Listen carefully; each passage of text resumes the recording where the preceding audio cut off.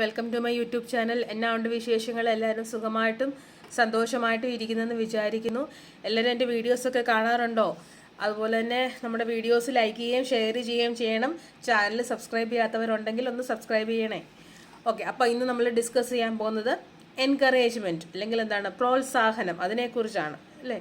ഇപ്പോൾ പരാജയത്തിൻ്റെ വക്കിൽ നിൽക്കുന്ന ഒരാൾക്ക് ചിലപ്പോൾ നമ്മളുടെ ഒരു വാക്ക് അല്ലേ വളരെ ആശ്വാസവും പ്രചോദനവും ആണെങ്കിൽ അത് നമ്മൾ പറയുന്നതല്ലേ നല്ലത് അല്ലേ. അപ്പം അങ്ങനെയുള്ള ചില പ്രയോഗങ്ങളാണ് നമ്മളിന്ന് ഡിസ്കസ് ചെയ്യാൻ പോകുന്നത്. ഓക്കെ, ഫസ്റ്റ് നമ്മൾ പറയാം, പരാജയം വിജയത്തിൻ്റെ മുന്നോടിയാണ്. പരാജയം വിജയത്തിൻ്റെ മുന്നോടിയാണ്. അത് നമ്മളെങ്ങനെ എഴുതുന്നത്, അല്ലെങ്കിൽ നമുക്ക് എന്തെങ്ങനെ ഇംഗ്ലീഷിൽ പറയാൻ പറ്റും? Failure is the stepping stone to success. Okay, failure is the stepping stone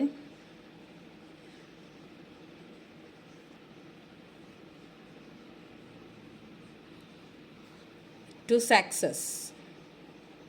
okay, കാണാൻ പറ്റുന്നുണ്ടോ? Failure is the stepping stone to success. Next വേറൊരു ആശ്വാസമൊക്കെ നമുക്ക് എങ്ങനെ പറയാം? എല്ലാവരും എപ്പോഴെങ്കിലുമൊക്കെ പരാജയപ്പെട്ടിട്ടുണ്ട് അല്ലേ. എല്ലാവരും എപ്പോഴെങ്കിലുമൊക്കെ പരാജയപ്പെട്ടിട്ടുണ്ട്. അതെങ്ങനെ പറയാം? Everybody has failed on some occasion or other.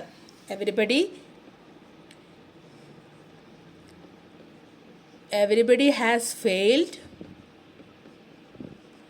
On some occasion or other. Okay, everybody has failed on some occasion or other. So എന്താണ് അത്?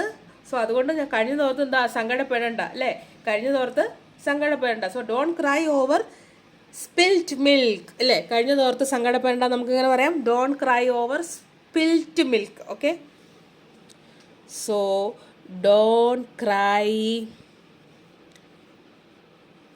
Over spilt milk. Okay, so don't cry over spilt milk. നടന്നതൊക്കെ നടന്നു. അതെങ്ങനെ പറയുന്നത്? നടന്നതൊക്കെ നടന്നു. നമ്മൾ common ആയിട്ട് use ചെയ്യുന്ന പറഞ്ഞാണ് നടന്നതൊക്കെ നടന്നു. എങ്ങനെ? What has happened has happened അല്ലേ. വാട്ട് ഹാസ് ഹാപ്പൻഡ്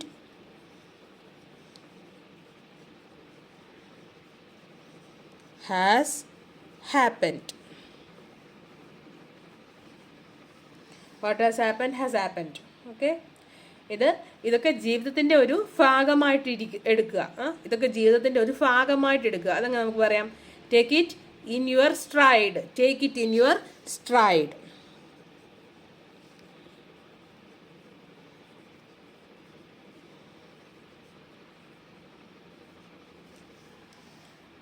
സോ അതുകൊണ്ട് വിഷമിക്കാതിരിക്കുക അല്ലേ, വിഷമിക്കാതിരിക്കുക. So don't worry. So don't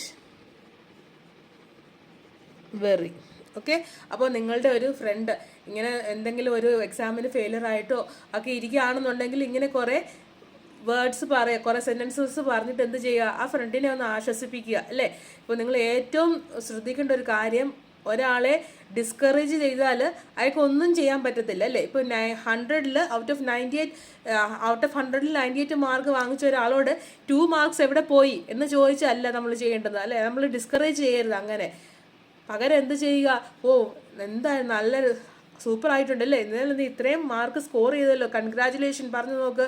അവർ അടുത്ത എക്സാമിന് 100 ഔട്ട് ഓഫ് 100 വാങ്ങിക്കും. ഓക്കെ, അപ്പോൾ നിങ്ങൾക്ക് നിങ്ങളുടെ ഫ്രണ്ട്സിനോടോ അല്ലെങ്കിൽ ആരോടാണെങ്കിലും നിങ്ങൾക്ക് ചെയ്യാൻ പറ്റുന്ന ഒരു കാര്യമാണ് അവരെ പ്രോത്സാഹിപ്പിക്കുക, എൻകറേജ് ചെയ്യുക. പ്രത്യേകിച്ച് നമ്മുടെ സ്റ്റുഡൻസിനെ എന്ത് ചെയ്യുക, എപ്പോഴും എൻകറേജ് ചെയ്തുകൊണ്ടിരിക്കുക. അല്ലാതെ അവരുടെ ഫെയിലിയറിനെ ഓർത്തിട്ട് അവരെ ദേഷ്യപ്പെടുകയോ വഴക്ക് പറയുകയോ കിട്ടാത്തതിനെ ഓർത്ത് വഴക്ക് പറയുകയോ ഒരിക്കലും ചെയ്യരുത്. ഓക്കെ, അപ്പോൾ ഈ സെൻറ്റൻസൊക്കെ നിങ്ങളുടെ ഫ്രണ്ടിനെ ആശ്വസിപ്പിക്കാനായിട്ട് നിങ്ങൾക്ക് യൂസ് ചെയ്യാവുന്നതാണ് അല്ലേ.